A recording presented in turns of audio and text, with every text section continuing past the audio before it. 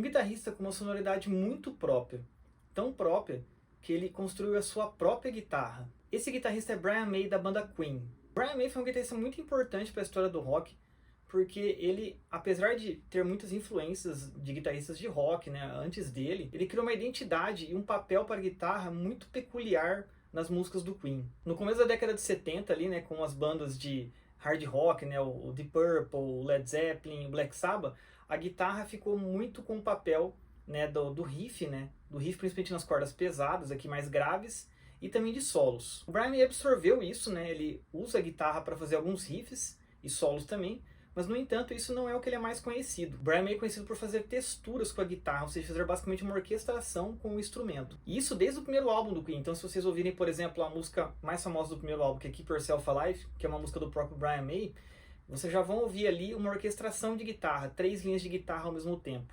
Essa é uma sonoridade do Brian May.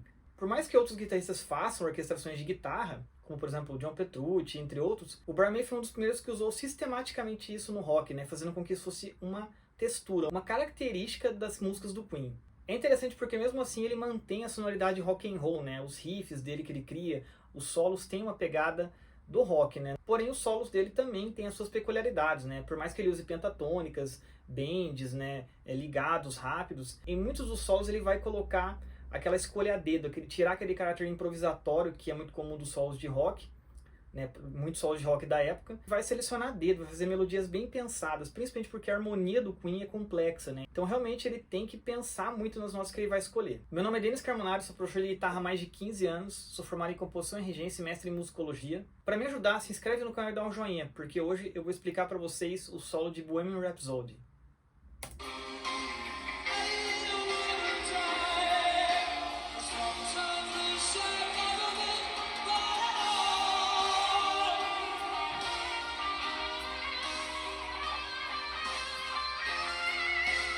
Bem, aqui esse começo de solo já mostra uma característica do Brian May bem interessante, que são os bends que ele faz sem tocar a parte de baixo dele. Então ele já faz o bend antes de tocar e aí toca lá em cima.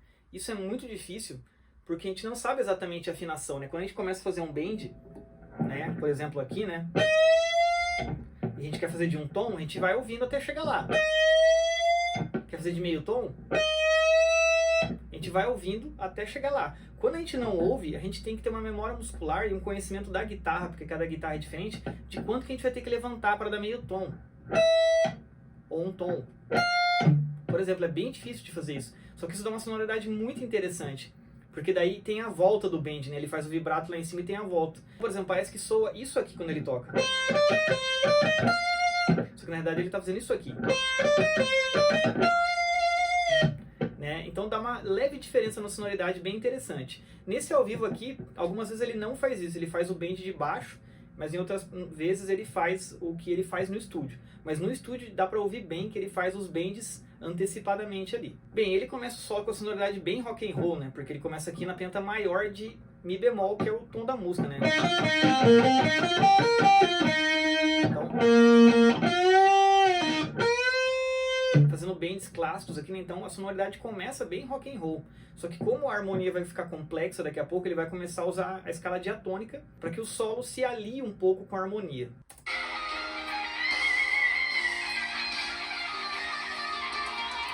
Ah, esse tipo de frase aqui também é muito comum dele, né? Esses movimentos descendentes, às vezes ascendentes também, no qual ele vai fazendo movimento aos poucos. Ele vai e volta, né? E geralmente fazendo os ligados aqui, né? Os trinados aqui, né?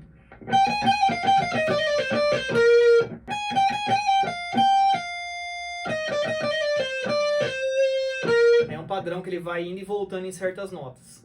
Essas são as partes rápidas do Brian May, né? O Brian May usa bastante hammer-on e pull-off para fazer certas partes mais rápidas no solo.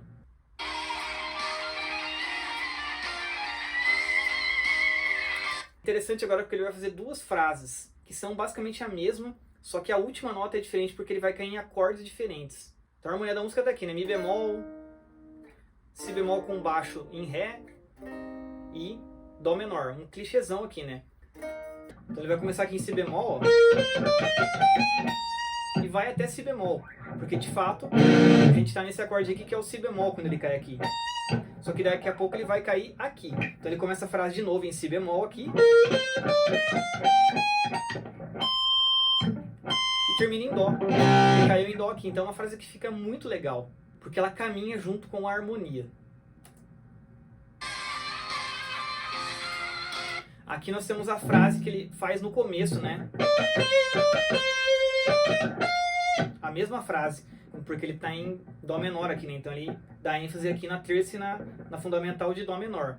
É legal porque ele usa vários motivos nesse solo. Então ele une o solo muito bem, né? Essas sonoridades que a gente ouve, né? Do bend já tocado lá em cima. Essa sonoridade aqui, né? Ele faz mais de uma vez. Essa caminhada até o bend reverso, né? Ascendente, né?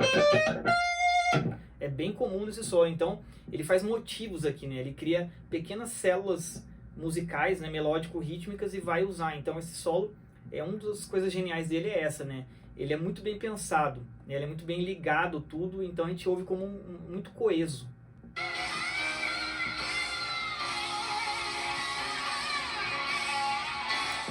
Aqui ele faz um pouquinho diferente do estúdio, né? Basicamente essa parte ela é complicada de fazer um solo porque é muito cromática, né? Então vai fazer a parte que estava fazendo antes, que é o Fá, descendendo cromaticamente, né? O baixo vai descendendo aqui.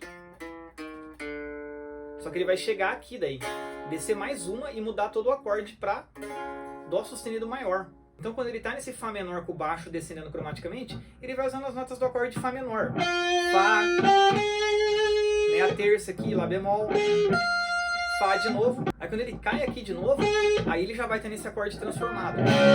Só que ele cai aqui na quinta dele, né? Então funciona. Aí a próxima nota ele tem que escolher a dedo também, né? Que é a própria fundamental aqui, Dó sustenido. Só que aí esse acorde vai descendo cromaticamente. Tudo em maior aqui, né? Bem cromático mesmo. Então ele ainda tá nessa nota aqui. Aí quando ele chega aqui, Si bemol, ele vai fazer essa frase aqui.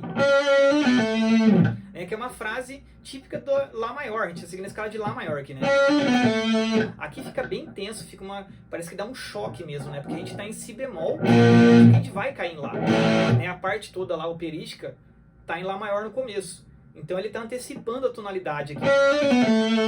Então fica uma sonoridade bem estranha, parece que choca. E é pra chocar mesmo, é pra dar um outro, né, momento pra música. Portanto é que parece que a gente sai e vai pra outra dimensão quando chega essa parte, né? Então veja que curioso, esse é o solo mais icônico do Brian May, né? Inclusive é de uma música muito icônica, então, né, um ajuda o outro a ficar mais famoso, né? Então esse solo, mas ele merece ser famoso porque ele realmente, na minha opinião, é o melhor solo do Brian May, e ele não tem nada de orquestração de guitarra, não tem mais de uma guitarra como, por exemplo, o solo da Killer Queen.